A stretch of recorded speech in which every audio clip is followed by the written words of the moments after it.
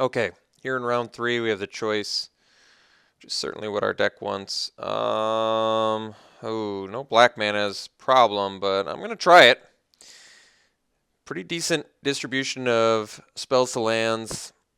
I mean, we're going to need some more lands to get there, but I'm going to keep it. I'm going to be hopeful that we can at least draw one land to eventually morph this, and a couple lands certainly wouldn't hurt. Opponent's mulling to 5, which is certainly going to help.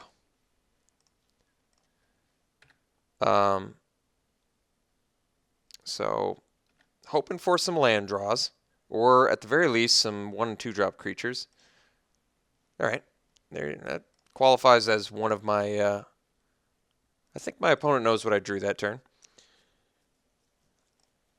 Guess it was technically either the Plains or the Mardu Woe Reaper in his mind. All right, one lander. Gotta punish here. Land off the top. Oh, that was a good trick on my opponent's part.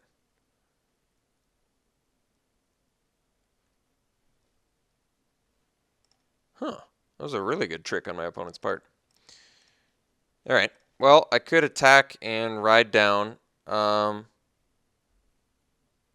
I think I'm actually going to do that. Because if he does block, I'd like to ride down the Chief, because that's going to be good against us. And if he doesn't block, I'm certainly okay with him taking 3 damage.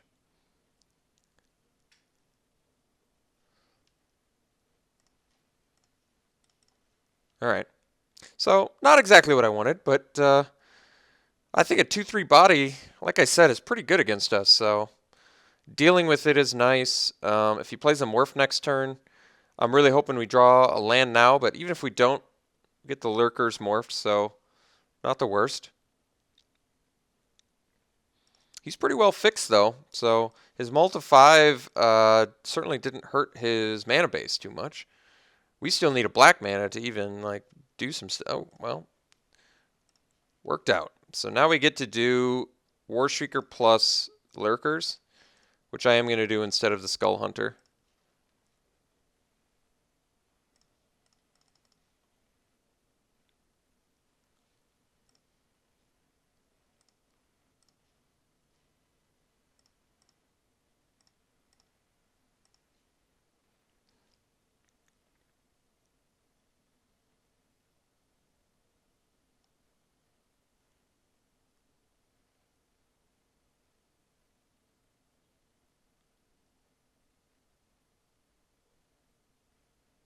If it's just a morph, we're okay.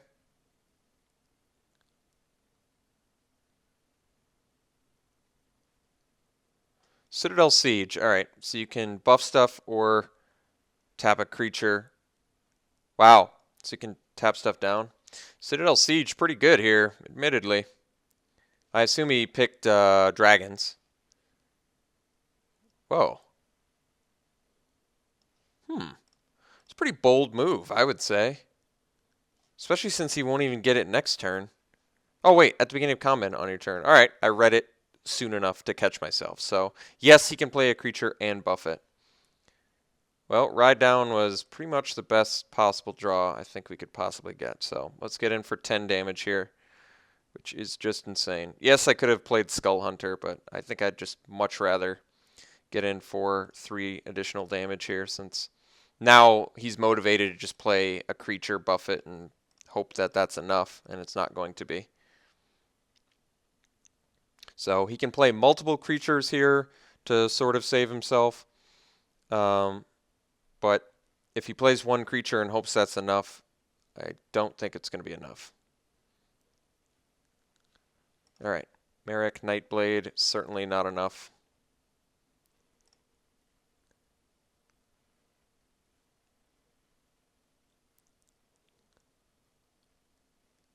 Citadel Siege is a great card, though.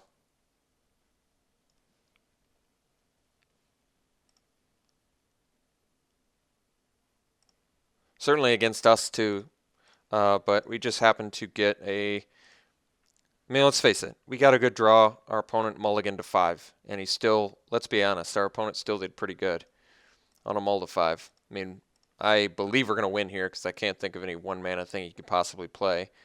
But Yeah, I would say we got the best option here. I think his best block is War Shrieker. I think his best block would be War Shrieker since he would leave his Nightblade. Yes, he'd go to 1. Yeah. Maybe figured it out. Wait, just no blocks? Did he not block? He didn't block. Well, I certainly am not standing behind the no block, but he was dead either way, so it really doesn't matter. But yes, we had a good draw. Our opponent, mulled a 5, did not draw so well. Still did pretty good on a mulled a 5, even though we did win. Even though he's got the Merak Nightblade, I'm still going to do collateral damage. I really do think I should have just, yes, I should have just main deck collateral damage over Bring Low. I think damage to the face for us is just of much more benefit. I want to bring an Abzan advantage now that I know he's got that Citadel Siege, which is certainly a good card. So I kind of don't want to play it over Reward, though. Maybe I play it over the... well, what do I play it over? I'm certainly not going to play it over... Oh, it looks like I got disconnected again. Well, because I didn't get to sideboard, I presume that we just didn't get to sideboard anything, sadly. So, no red source here, which is our most prevalent color. We don't have any plays. This is a pretty dangerous keep. I mean, the one good thing about this hand is we have just a good distribution of spells to lands. But no early plays, so no early pressure. I'm not a big fan of this hand. I'm really not. The sheer quantity of 2-drops we can draw, though, let me think of what we could get. There are 4, 5, 6. So just in 1 and 2-drop creatures plus red lands, there are 13 cards we could draw that are beneficial. I'm going to keep it. This is probably one of the lowest threshold keeps I could have, but because we have a lot of 1 and 2-drop creatures, I think it is in fact worthy of keeping. I'm pretty disappointed we didn't get to sideboard since I wanted to bring in that Abzan card, and actually there were more than 13. I didn't even count the morphs, so there was really like 15 top decks we could get that would at least make this hand marginally playable, but I mean we are going to need a mountain at some point to really do anything.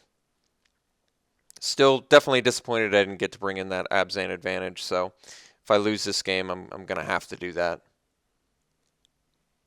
And he's got a 2-drop creature. Let's see if he's searching for land or he's doing counter.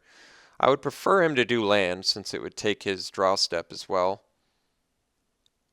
But he seems like since he's an Abzan deck, perhaps the counters are better.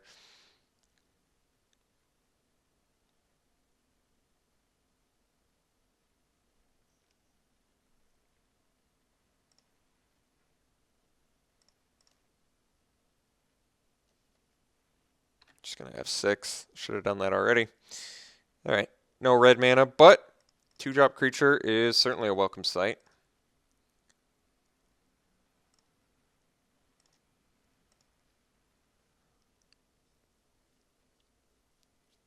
Still going to need a red mana, I believe, to have a chance of winning this, but we're in okay shape as of now.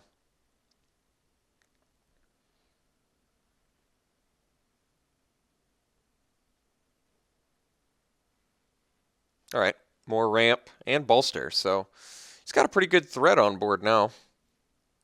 And he's very well fixed.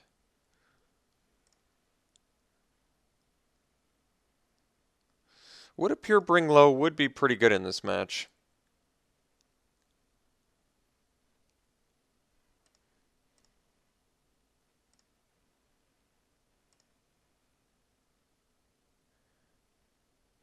I do like this Map the Waste card. I think it's pretty awesome. All right, there we go. So I think we just swing for 2 and drop the Lurkers. Morphed, of course. And that way we can harsh sustenance and morph, or we can swing with something and follow up with a War Shrieker.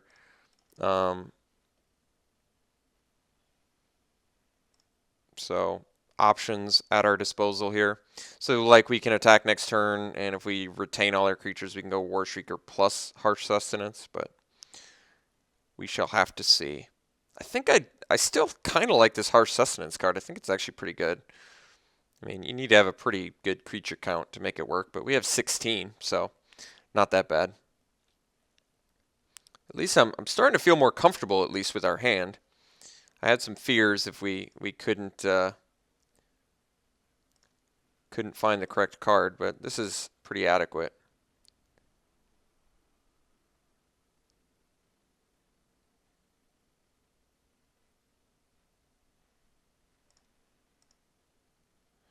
All right, getting in for 3.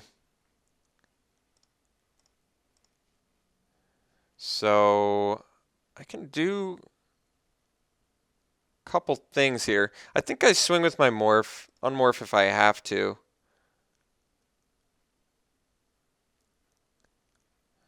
I want to swing with the Bonkin, but we'll see if he makes the trade. Honestly, I'm not thrilled about the trade, but definitely didn't want him to block there. Could have actually left my guy back, I guess, but no such luck. I think that there was a reasonable enough chance where we could have gotten in and played War Shrieker plus Leaping Master, where it was probably worth it, or War Shrieker plus Harsh Sustenance. Both of those would have been pretty awesome options. All right, Chief of the Scale, certainly good. We're getting beat down pretty efficiently here, I do have to admit.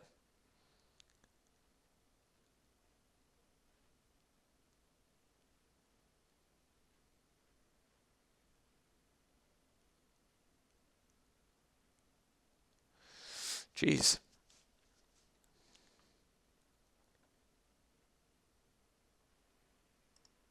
Siegecraft too, huh? So he's just got some very interesting cards and plays, but I mean, it's certainly good in this spot when we're already struggling on the defensive here.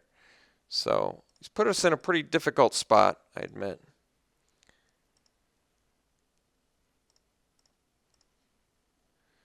Lurkers plus Outlast might be my best play.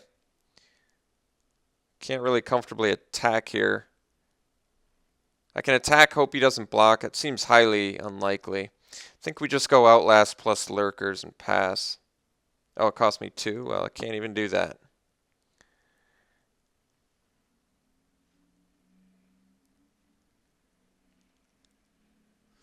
Guess I can do Outlast plus Leaping Master as a chump blocker.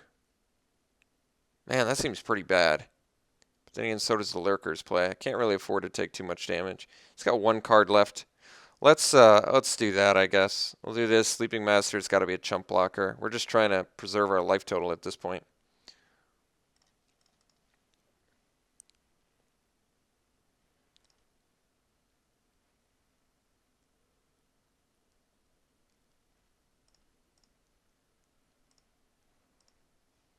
Maybe he attacks with both and doesn't have a follow-up play. That way I can attack with Bondkin and go War Shrieker.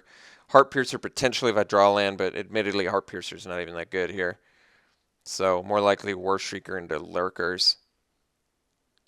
Assuming he's got nothing. Oof, that's not good.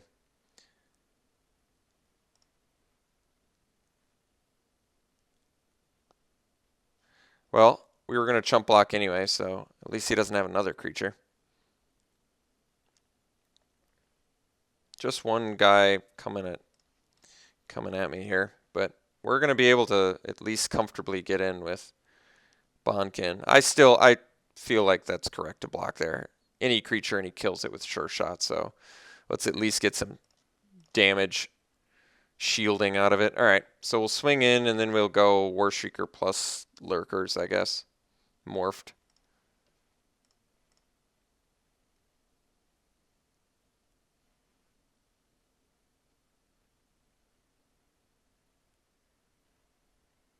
Could actually do harsh sustenance or something. Maybe forgot about the first strike. That's interesting. Well, that's of tremendous benefit. So let's do the War Shrieker and the Lurker.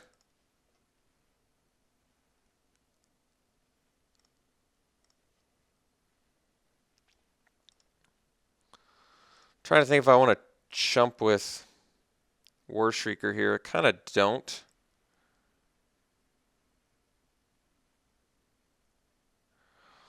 I think here I actually just take 5. I mean, yeah, granted we died to like a Become Immense. He doesn't even. Now that is interesting. So he just got a big flyer I got to deal with now. Could be. All right, no plays. I certainly like no plays. All right, this seems really good now. 1 card left in hand.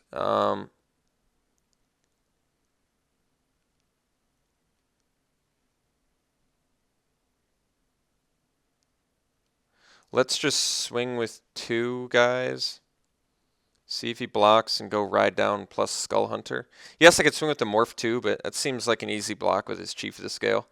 So I'd rather attack with the 2 guys that can potentially connect here.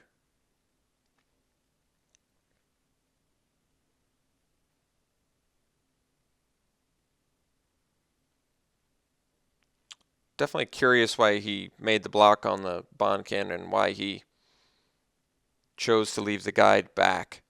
I mean, it could be his last card's Feat of Resistance, but absolutely not playing around it here. It's just too good of an opportunity to get in and take care of a Inoc guide.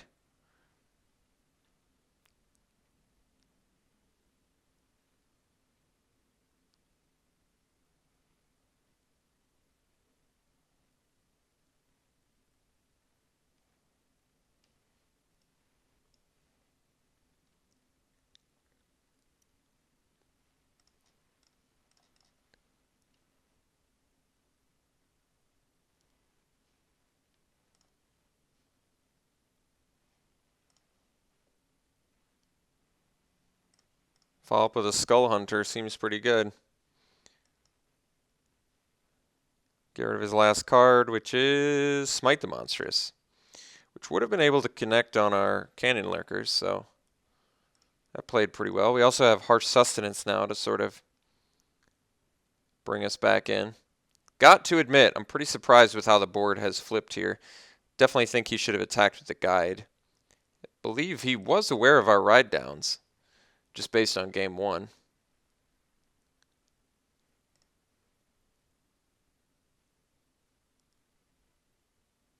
No cards left in hand, so I think we're in pretty good shape now.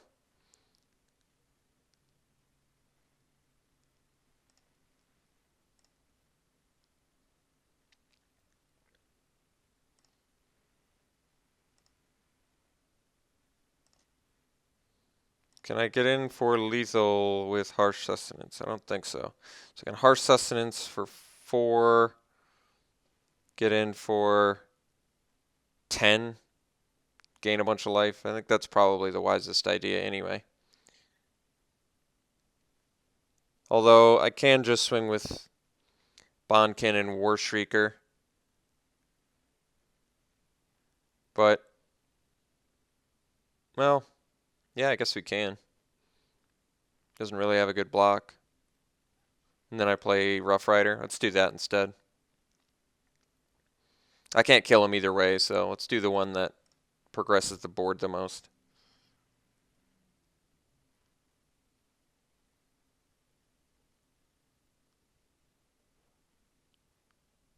If it was to take it both, then let's just play a Rough Rider and pass. This way we've got 3 blockers. And he's in top deck mode.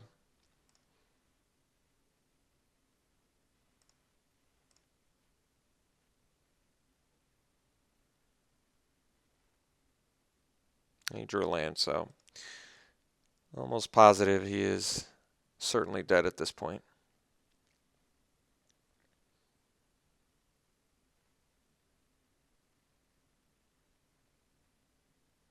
He has no way to deal with the Rough Riders, so it's a game without the harsh sustenance. I do like this card, though. The fact that you can hit players with it is pretty remarkable.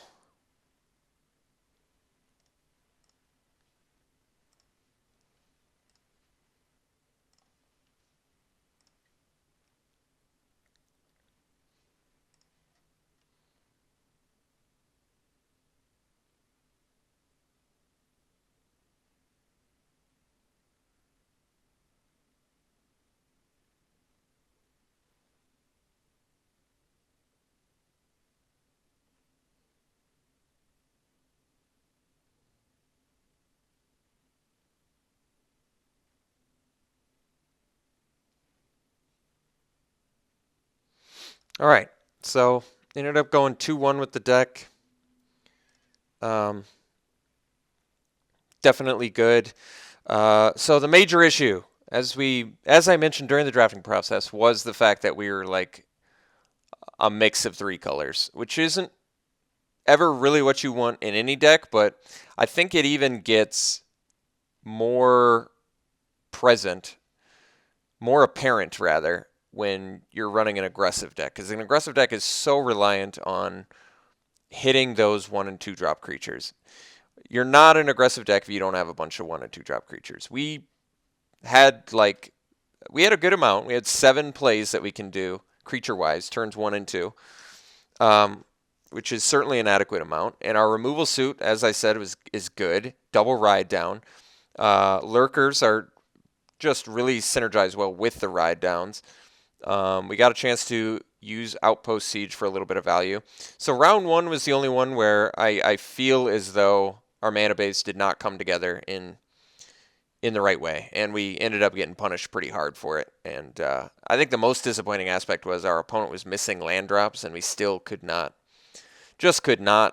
put the pressure on soon enough, and it cost us. And I made a poor decision too with the as I mentioned, what I should have done is just swing with the Hate Blade, because I believe there was a point, I'd have to look back, that I had 3 creatures. He had a Morph that we knew was an abomination, and he had a Monastery Flock, and he had a tapped, whatever that guy's name is, the rare. So I attack with Hate Blade. He likely doesn't block with anything.